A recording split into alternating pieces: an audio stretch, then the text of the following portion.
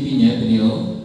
Beliau lahir di Tulungagung 8 Oktober 1970, pendidikan terakhir sarjana pertanian, dengan alamat rumah Jalan Mentawi nomor 3 Kota Blitar, nomor teleponnya 0856 48205193, dengan nama usaha Kawan Tanam Nursery.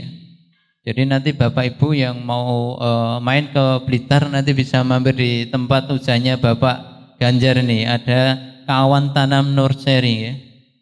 Terus hobi beliau belajar, riset dan membaca, dan moto hidup bermanfaat untuk semua.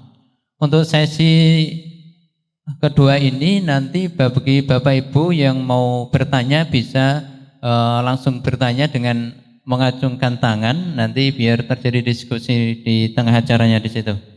Baik Bapak Ibu sekalian, untuk sesi yang kedua waktu dan tempat kami haturkan dengan membawa materi tentang revolusi sepiring nasi.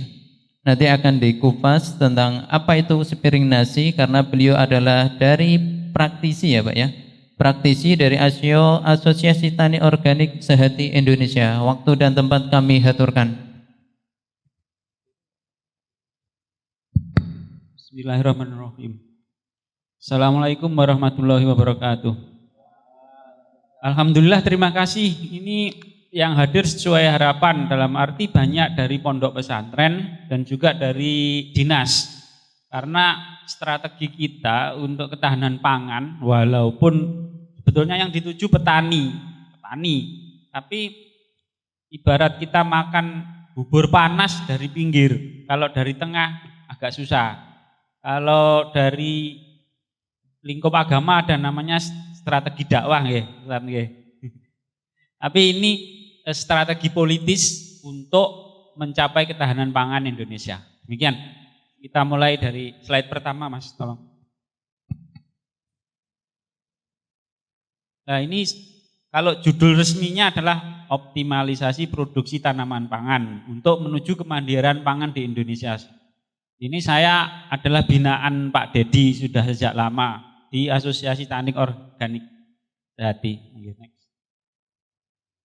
Nah, untuk memberi background itu saya uraikan sejarah dulu. Karena sejarah itu juga penting supaya kita bisa mengambil hikmahnya. Kata Bung Karno kan, jas merah, jangan sekali-sekali meninggalkan sejarah. Karena saya orang Blitar, saya kutip juga ini. Nah, dulu pupuk ini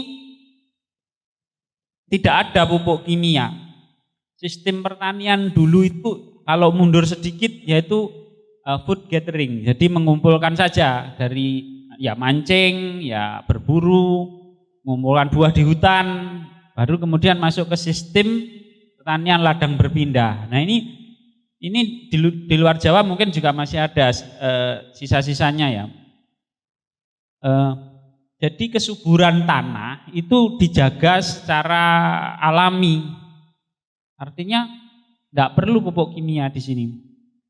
Nah itu tanpa pupuk kimia, kemudian ya ditebang, dibakar, kemudian ditanami. Gitu. Nah nanti kalau sudah tidak subur pindah ke tempat lain, nebang lagi, ditanami lagi. Ini sebetulnya adalah pertanian yang efisien, artinya tidak perlu banyak input. Tadi Pak Prom Bitno bilang kan, pertanian kita tuh tinggi input, kan gitu. Itu sekarang ya leres gitu. Kalau dulu itu malah enggak. Gitu. Ini kan cerita sejarah ini. Nah, di situ kesuburan dan keseimbangan mikroba itu terjaga sehingga efisien.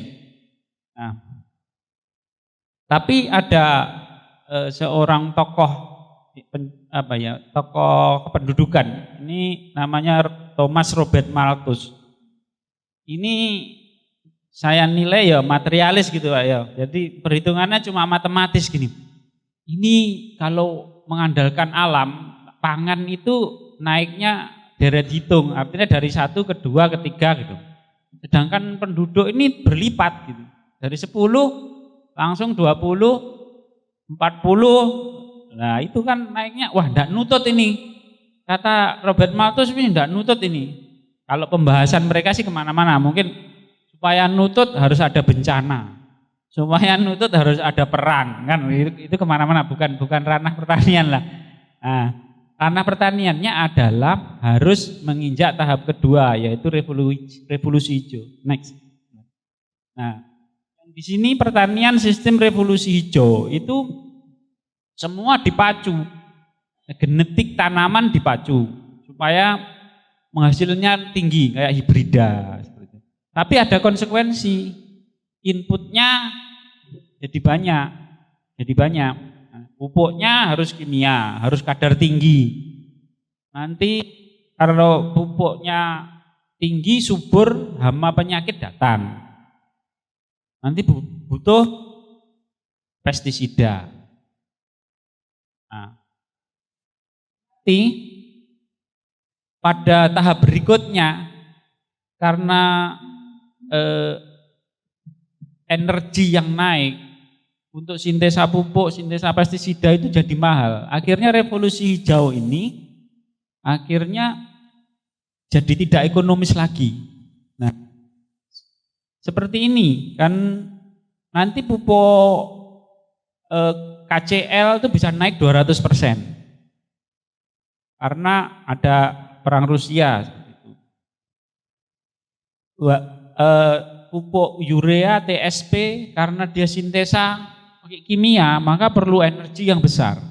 Harga energi naik, akhirnya pupuk naik. Nah itu akhirnya nanti suatu saat dan mungkin mulai sekarang ini sudah mulai tidak efisien, sudah tidak masuk perhitungan petani. Kemarin saya nanya di kios itu pupuk KCL per sak 1 juta.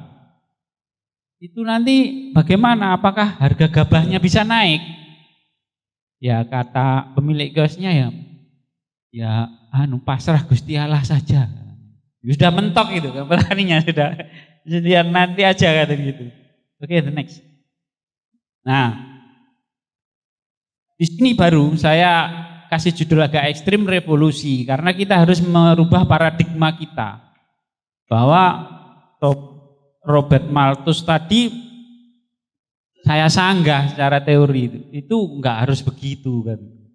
Karena apa? Dalam sepiring nasi itu kan selain nasi kan ada telur, ada ikan, ada sayur. Lah, ternyata yang di dalam sepiring nasi ini bisa saling menghidupi. Nah, contoh misalnya padi ini kan dihidupi dari kotoran ayam, kotoran sapi. Nah, dari padi ini dedeknya untuk ayam. Artinya apa?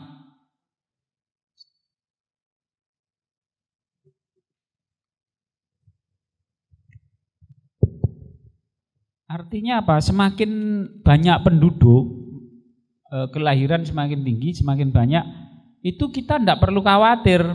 Kalau dari sisi agama kan sudah dijamin Allah gitu. Kita tidak perlu khawatir. Kalau secara teknis nasinya semakin banyak, ikannya semakin banyak, ayamnya semakin banyak, kan tidak ada yang perlu dikhawatirkan gitu. Tinggal mengkonekskan aja potensi-potensi ini. Jadi kita tidak harus mengandalkan kimia seperti yang tadi. Berikutnya. Nah, seperti ini. Ini alasan kenapa kimia nanti ya saat ini sudah tidak realistis nanti. Ini biaya energi itu naik terus.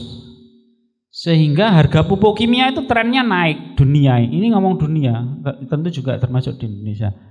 Nah, lihat itu urea sudah naik 94%, TSP naik 88%, KCL naik 215%. Ini nanti sudah tidak realistis untuk artinya kita dipaksa untuk kembali ke sepiring nasi tadi. Kita mungkin sama Allah sudah diingatkan beberapa kali susah gitu, diajak organik kok susah. Makanya kalau ini yang menyajikan Pak Dedi, ini bab-bab saya ini terbalik. Karena apa? Yang di belakang nanti kesehatan. Saya enggak ngomong dulu kesehatan.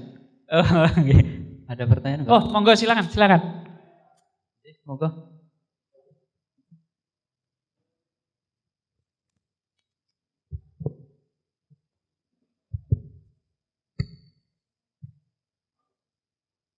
Terima kasih. Mohon maaf Pak Ganjar, Oke, interupsi sebentar. Yang terhormat para panelis,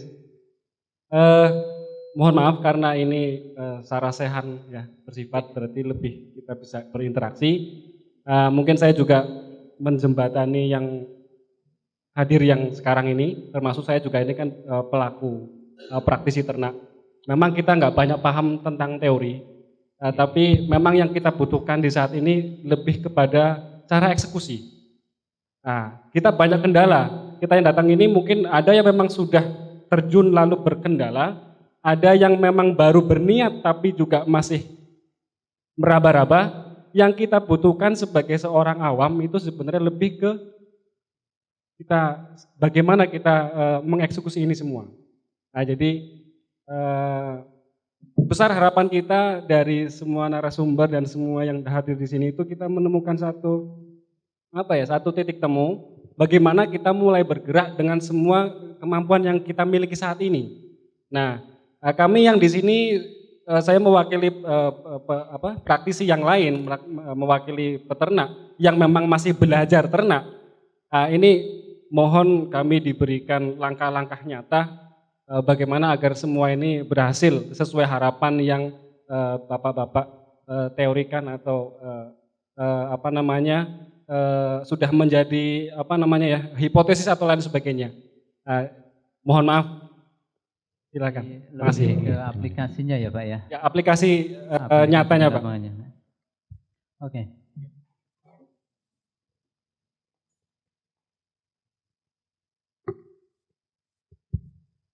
Oke, terima kasih masukannya ya. Memang di sini tadi kan masih kita ngomong sejarah. Nanti di tengah mungkin ada materi yang sudah agak spesifik, dan kalau memang itu dirasa belum cukup praktikal, silakan angkat tangan terus nanya kasusnya apa. Per kasus enggak apa-apa. Nanti kan saya enggak sendirian di sini, juga ada Pak Dedi. Kalau saya enggak bisa monggo lanjut. Nah, ini dampak kenaikan harga pupuk itu nanti ini kan kalau di industri sawit pasti mengurangi pemupukan. Dan kalau di tanaman pangan pasti untuk petaninya mengalami kerugian karena inputnya mahal. Jadi kalau hortikultur mungkin dia menaikkan harga sehingga konsumen akhirnya menjadi mahal belinya dan itu memicu inflasi secara makro. Monggo berikutnya. Nah, ini lebih ke industri. Jadi kalau intinya masuk juga untuk kita di tani organik bahwa kita memanfaatkan sebanyak mungkin limbah, baik itu tulang ikan, pupuk kandang dan lain-lain untuk menggantikan pupuk-pupuk kimia ini.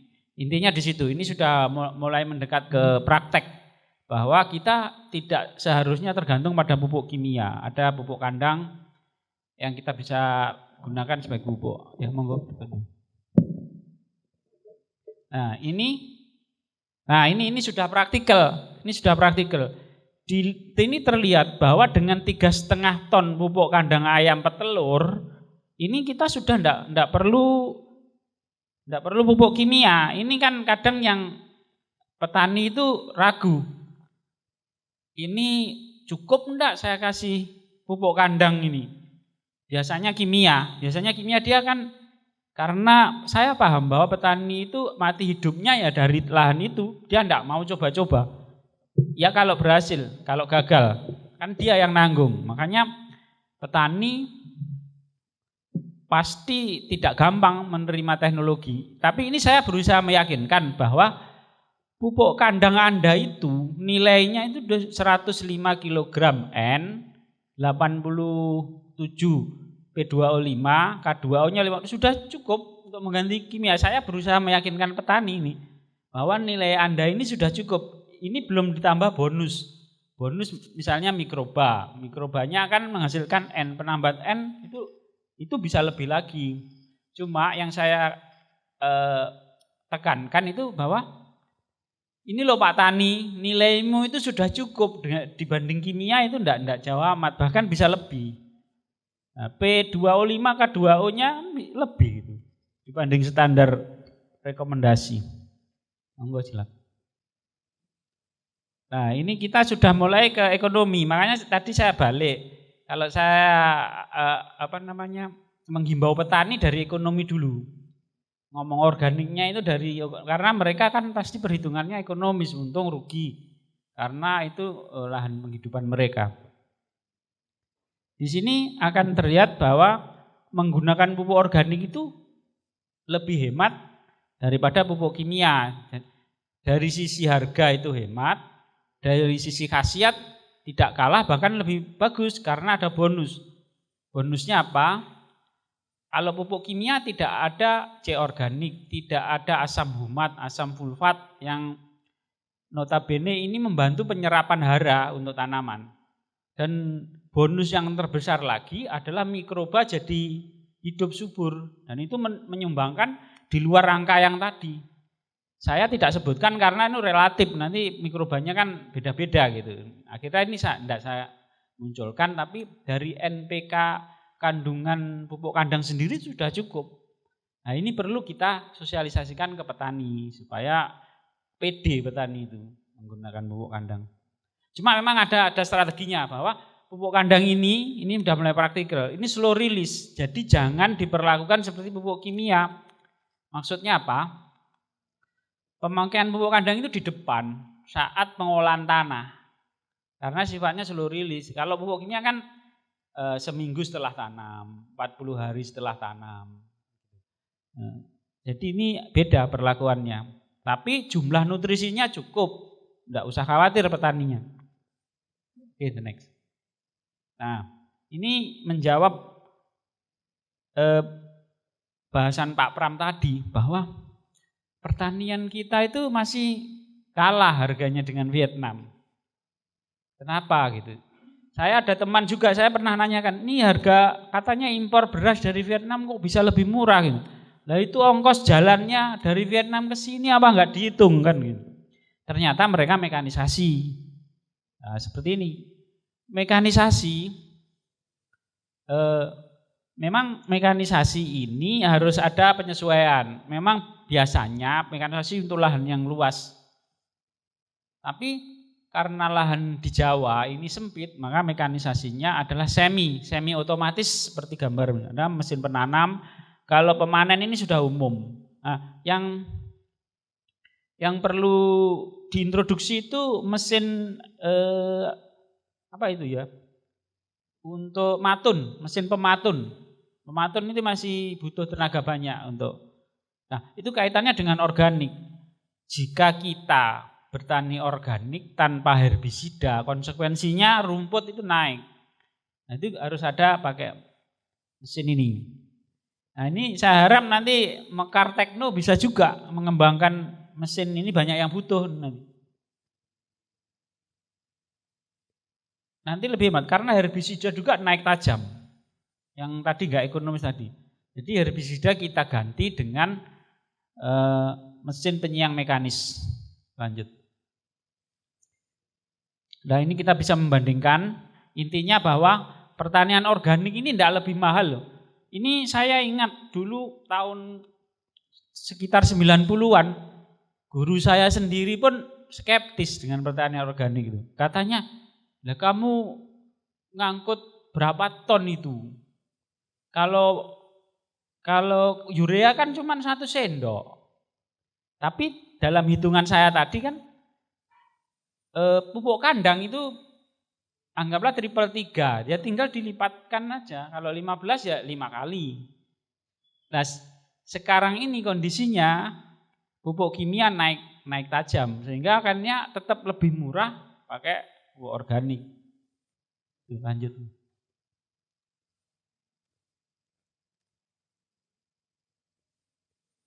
Nah ini yang organik lebih hemat. Lanjut. Nah ini yang model lain. Ini model lain bahwa penanamannya sistem tanam benih langsung. Jadi bukan pindah tanam, ini padi dengan penanaman benih langsung. Itu ada keunggulannya bahwa bisa nyuri stat. Nyuri stat itu maksudnya begini. Biasanya kalau tanam padi kan harus pelumpuran. Pelumpurannya nunggu hujan cukup banyak atau sungainya airnya debitnya cukup tinggi. Kalau sistem tanam benih langsung, yang penting tanah itu sudah lembab, hujan sudah relatif kontinu, bisa tanam benih langsung. Nanti akhirnya pun akan jadi sawah juga. Begitu padi umur seminggu kita genangi, nah jadi sawah. Ini yang model lain. Lanjut. Nah ini tanam benih langsung ini juga punya keunggulan. Ini program pemerintah ada ini, namanya indeks panen 4,0. Jadi setahun harus panen 4 kali. Nah itu caranya ya harus gini, harus nyuri stat, ngolah tanahnya harus nyuri stat. Begitu lembab langsung diolah tanah, langsung disebar, pakai mekanisasi. Kita kan harus efisien, mekanisasi, tanam benih langsung. Kemudian padinya padi genjah, harapannya itu 2 kali padi, 1 kali jagung, 1 kali kacang misalnya, atau kacang tunggak. Jadi akan tercapai indeks panen 4 kali. Nah, dengan cara itu kita bisa mengefisienkan lahan dan enggak perlu pelumpuran, nanti lebih murah. Monggo lanjut. Nah ini itu lebih teknis, ini nanti dipelajari sendiri enggak apa-apa. Monggo lanjut. Nah ini yang saya harapkan sekali di pondok pesantren, itu harapan saya cukup besar ke pondok pesantren karena ini kaitannya begini. Kalau kita punya inovasi, terus kita sosialisasikan ke petani atau pengusaha, pasti saya ditanya, ini pasarnya kemana kalau saya nurun jenengan gitu. Ada saya misalnya, ayo Pak tanam sorghum, ini contohnya sorghum misalnya, kasus sorghum. Oke Pak, gampang nanamnya, itu tumbuh bagus di tempat saya. Tapi nanti pasarnya kemana? Itu pasti muncul. Nah, kalau di pondok itu enggak ada pertanyaan seperti itu. Pasarnya apa? Ya santri. Nah, di situ kita nanti inovasinya bisa menular. Jadi dimulai dari pondok dulu. Nanti dari dinas misalnya kalau mau meliput, mensosialisasi. Nah, ini sudah ada contohnya. Petani enggak ragu lagi mau copy paste dari pondok. Karena pondok sudah punya pasar. Dan ini juga strategis dalam hal di perizinan. Kalau Anda membuat mie instan dari sorghum misalnya, itu harus perizinannya harus ada izin edar, harus BPOM dan lain-lain. Kalau kan untuk kalangan sendiri, makanya tadi saya lihat produk-produk Mekar Tekno kan untuk kalangan sendiri. Nah itu bisa untuk pondok atau koperasi itu pakai label seperti itu. Karena terus terang begini, mohon maaf agak sedikit melenceng sedikit ya, sebentar aja sedikit, bahwa Indonesia itu ternyata pengimpor terigu nomor 2 di dunia. Setelah Mesir, nomor 1 Mesir, nomor 2 Indonesia pengimpor terigu ya untuk mie instan sama roti itu. Padahal terigu ini bisa diganti dengan sorghum. Di Amerika yang ekspor gandum ke Indonesia itu sorghum juga tanam. Ini lebih sehat, sorghum lebih sehat, tidak ada gluten sehingga mereka konsumsi sendiri. Sedangkan terigu yang kurang sehat itu diekspor ke kita. Nah ini kan aneh. Anehnya kenapa? Karena terigu itu kurang cocok di Indonesia, tidak ekonomis terus terang. Kalau sorghum ini gampang, di Indonesia bisa. Nah ini kalau pondok pesantren buat mie instan dari sorghum, untuk konsumsi santri kan enggak melawan aturan gitu kan, untuk kalangan sendiri. Nah nanti bisa di copy paste tempat lain. Nah di sini kembali ke sepiring nasi tadi bahwa tetap Mas. Nah ini bahwa ini saling menghidupi. Dari sorghum untuk makan ayam, bisa untuk mie juga. Intinya itu pertanian terpadu. Tapi mekanisasi kuncinya itu agar ekonomis. Nah, mekanisasi tadi itu memunculkan problem juga. Ini kasusnya pernah terjadi di Pandaan. Ini pemerintah juga tahu sebetulnya. Kita butuh mekanisasi, maka di drop combine harvester. Tapi rupanya di demo sama petani. Oh jangan jalankan, kalau dijalankan nanti istri saya kerja apa? Biasanya ikut panen dapat bawon. Wah ini gimana ini? Anda bisa dilarang. Di tempat saya juga, loh kok ngangkrak Pak, kenapa? Sungkan sama tetangga katanya. Kalau tak jalankan ini tetangga saya kerjaan apa? Nah, oleh sebab itu mekanisasi tadi harus memberi peluang kepada yang lain untuk mengembangkan urban farming. Artinya apa? Jangan sampai menimbulkan masalah di tempat lain. Artinya malah dioptimalkan. Jadi ibu-ibunya menangani urban farming, misalnya peternakan ayam omega 3 atau ikan gabus atau lele atau ini saya contohkan adalah aquaponik. Aquaponik tenaga surya. Ikannya boleh macam-macam, bisa lele, nila atau ikan gabus. Intinya itu yang di atas itu ada tanaman kangkung. Nanti kotorannya dipompa untuk pupuknya kangkung. Sehingga setelah keluar dari kangkung turun itu jadi air bersih. Dan ini sampai panen enggak ganti-ganti air, airnya jernih terus, diputar terus. Kangkungnya dapat pupuk terus, airnya jernih terus. Jadi ini efisien. Urban farming dengan vertikultur ini. Nah, kalau ini Pak Dedi ini, bahasanya Pak Dedi, makanya saya bilang ini saya sebetulnya terbalik gitu. Kalau Pak Dedi pasti kesehatannya duluan. Oh enggak, lanjut. Nah, ini cuma gambaran bahwa pertanian organik itu lebih sehat. Oke, terima kasih. Kalau ada pertanyaan monggo kita jawab bareng-bareng, belajar bareng lah. Assalamualaikum warahmatullahi wabarakatuh. Waalaikumsalam warahmatullahi wabarakatuh.